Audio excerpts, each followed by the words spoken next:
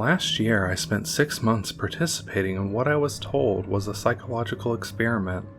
I found an ad in my local paper looking for imaginative people looking to make good money, and since it was the only ad that week that I was remotely qualified for, I gave them a call and we arranged an interview. They told me that all I would have to do was stay in a room, alone, with sensors attached to my head to read my brain activity, and while I was there I would visualize a double of myself. They called it my Tulpa. It seemed easy enough, and I agreed to do it as soon as they told me how much I would be paid. And the next day, I began. They brought me to a simple room and gave me a bed, then attached sensors to my head and hooked them into a little black box on the table beside me. They talked me through the process of visualizing my double again and explained that if I got bored or restless, instead of moving around, I should visualize my double moving around, or try to interact with him, and so on. The idea was to keep him with me the entire time I was in the room. I had trouble with it for the first few days. It was more controlled than any sort of daydreaming I'd done before. I'd imagine my double for a few minutes, then grow distracted. But by the 4th day, I could manage to keep him present for the entire 6 hours. They told me I was doing very well. The second week, they gave me a different room with wall-mounted speakers. They told me they wanted to see if I could still keep the Tulpa with me in spite of distracting stimuli. The music was discordant, ugly, and unsettling, and it made the process a little more difficult, but I managed nonetheless. The next week, they played even more unsettling music, punctuated by shrieks, feedback loops, what sounded like an old-school modem dialing up, and guttural voices speaking some foreign language. I just laughed it off. I was a pro by then. After about a month, I started to get bored. To liven things up, I started interacting with my doppelganger. We'd have conversations or play rock, paper, scissors. Or I'd imagine him juggling, or breakdancing, or whatever caught my fancy. I asked the researchers if my foolishness would adversely affect their study, but they encouraged me. So we played and communicated, and that was fun for a while. Then, it got a little strange. I was telling him about my first date one day, and he corrected me. I'd said my date was wearing a yellow top, and he told me it was a green one. I thought about it for a second, and realized he was right. It creeped me out, and after my shift that day, I talked to the researchers about it. "You're using the thought form to access your subconscious," they explained. "You knew on some level that you were wrong, and subconsciously corrected yourself." What had been creepy was suddenly cool. I was talking to my subconscious. It took some practice, but I found that I could question my Tulpa and access all sorts of memories. I could make it quote whole pages of books I'd read once, years before, or things that I was taught and immediately forgot in high school. It was awesome. That was around the time I started calling up my double outside of the research center. Not often at first, but I was so used to imagining him by now that it almost seemed odd to not see him. So whenever I was bored, I'd visualize my double. Eventually I started doing it almost all the time. It was amusing to take him along like an invisible friend. I imagined him when I was hanging out with friends or visiting my mom. I even brought him along on a date once. I didn't need to speak to him out loud, so I was able to carry out conversations with him and no one was the wiser. I know it sounds strange, but it was fun. Not only was he a walking repository of everything I knew and everything I had forgotten, he also seemed more in touch with me than I did at times. He had an uncanny grasp of the minutiae of body language that I didn't even realize I was picking up on. For example, I thought the date I brought him along on was going badly, but he pointed out how she was laughing a little too hard at my jokes and leaning towards me as I spoke, and a bunch of other subtle clues I wasn't consciously picking up on. I listened, and let's just say that that date went very well. By the time I'd been at the research center for 4 months, he was with me constantly. The researchers approached me one day after my shift and asked if I'd stopped visualizing him. I denied it, and they seemed pleased. I silently asked my double if he knew what prompted that, but he just shrugged it off. So did I. I withdrew a little from the world at that point. I was having trouble relating to people. It seemed to me that they were so confused and unsure of themselves, while I had a manifestation of myself to confer with. It made socializing awkward. Nobody else seemed aware of the reasons behind their actions. Why some things made them mad and others made them laugh. They didn't know what moved them, but I did, or at least, I could ask myself and get an answer. A friend confronted me one evening. He pounded at the door until I answered it, and came in fuming and swearing up a storm. "You haven't answered when I called you in fucking weeks, you dick," he yelled. "What's your fucking problem?"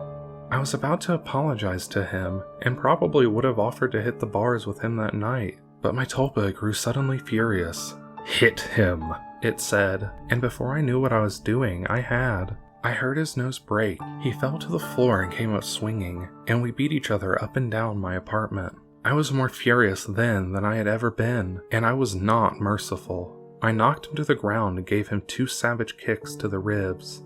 And that was when he fled, hunched over and sobbing.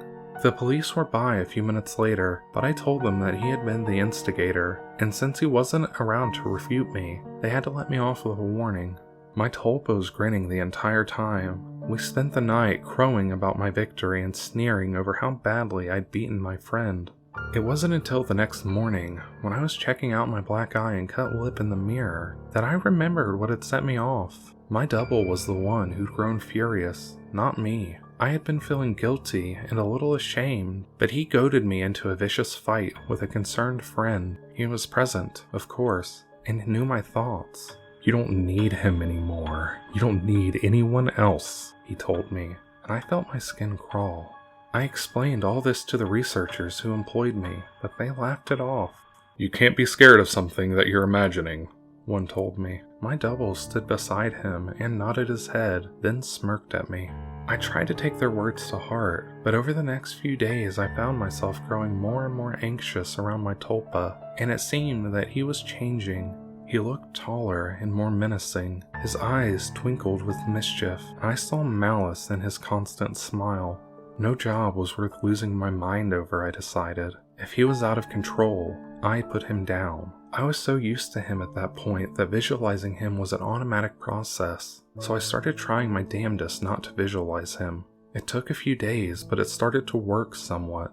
I could get rid of him for hours at a time, but every time he came back, he seemed worse. His skin seemed ashen, his teeth more pointed. He hissed and gibbered and threatened and swore. The discordant music I had been listening to for months seemed to accompany him everywhere. Even when I was home, I'd relax and slip up, no longer concentrating on not seeing him, and there he'd be, and that howling noise with him. I was still visiting the research center and spending my 6 hours there. I needed the money, and I thought they weren't aware that I was actively not visualizing my Tulpa. I was wrong. After my shift one day, about 5.5 months in, 2 impressive men grabbed and restrained me, and someone in a lab coat jabbed a hypodermic needle into my body. I woke up from my stupor back in the room, strapped into the bed, music blaring, with my doppelganger standing over me and cackling. He hardly looked human anymore. His features were twisted, his eyes were sunken in their sockets and filmed over like a corpse's. He was much taller than me, but hunched over. His hands were twisted and his fingernails were like talons. He was, in short, fucking terrifying. I tried to will him away, but I couldn't seem to concentrate. He giggled and tapped the IV in my arm. I thrashed in my restraints as best as I could, but could hardly move at all. "They're pumping you full of the good shit, I think. How's the mind, all fuzzy?" He leaned closer and closer as he spoke. I gagged. His breath smelled like spoiled meat. I tried to focus, but couldn't banish him. The next few weeks were terrible. Every so often, someone in a doctor's coat would come in and inject me with something, or force feed me a pill. They kept me dizzy and unfocused, and sometimes left me hallucinating or delusional. My thought form was still present, constantly mocking. He interacted with, or perhaps caused, my delusions. I hallucinated that my mother was there, scolding me, and then he cut her throat and her blood showered me. It was so real that I could taste it. The doctors never spoke to me. I begged at times, screamed, hurled incentives, demanded answers. They never spoke to me. They may have talked to my Tulpa, my personal monster. I'm not sure. I was so doped and confused that it may have just been more delusion, but I remember them talking with him. I grew convinced that he was the real one, and I was the thought form. He encouraged that line of thought at times, mocked me at others. Another thing that I pray was a delusion. He could touch me. More than that, he could hurt me. He'd poke and prod at me if he felt I wasn't paying enough attention to him. Once he grabbed my testicles and squeezed until I told him I loved him. Another time, he slashed my forearms with one of his talons. I still have a scar. Most days I can convince myself that I'm the one that caused the injury and just hallucinated that he was responsible. Most days. Then one day, while he was telling me a story about how he was going to get everyone I loved, starting with my sister, he paused. A querulous look crossed his face, and he reached out to touch my head, like my mother used to when I was feverish. He stayed still for a long moment, and then he smiled. "All thoughts are creative," he told me. Then he walked out the door. 3 hours later, I was given an injection and passed out. I awoke unrestrained. Shaking, I made my way to the door and found it unlocked. I walked out into the empty hallway and then ran. I stumbled more than once, but I made it down the stairs and out into the lot behind the building. There, I collapsed, weeping like a child. I knew I had to keep moving, but I couldn't manage it. I got home eventually, but I don't remember how. I locked the door and shoved a dresser against it, took a long shower and slept for a day and a half. Nobody came for me in the night, and nobody came for me the next day, or the day after that. It was over.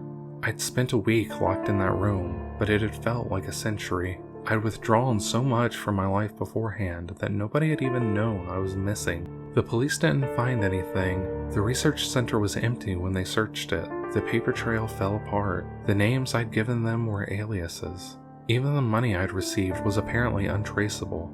I recovered as much as one can. I don't leave the house much, and I have panic attacks when I do. I cry a lot, I don't sleep much, and my nightmares are terrible. It's over, I tell myself. I survived. I used the concentration those bastards taught me to convince myself. It works sometimes. Not today, though. 3 days ago, I got a phone call from my mother. There's been a tragedy. My sister's the latest victim in a spree of killings. The police say the perpetrator mugs his victims, then guts them. The funeral was this afternoon. It was as lovely as a funeral service can be, I suppose. I was a little distracted, though. All I could hear was music coming from somewhere distant, discordant, unsettling stuff that sounds like feedback and shrieking, and a modem dialing up. I hear it still, a little louder now. Thanks for listening, and remember, you cannot hide from the void.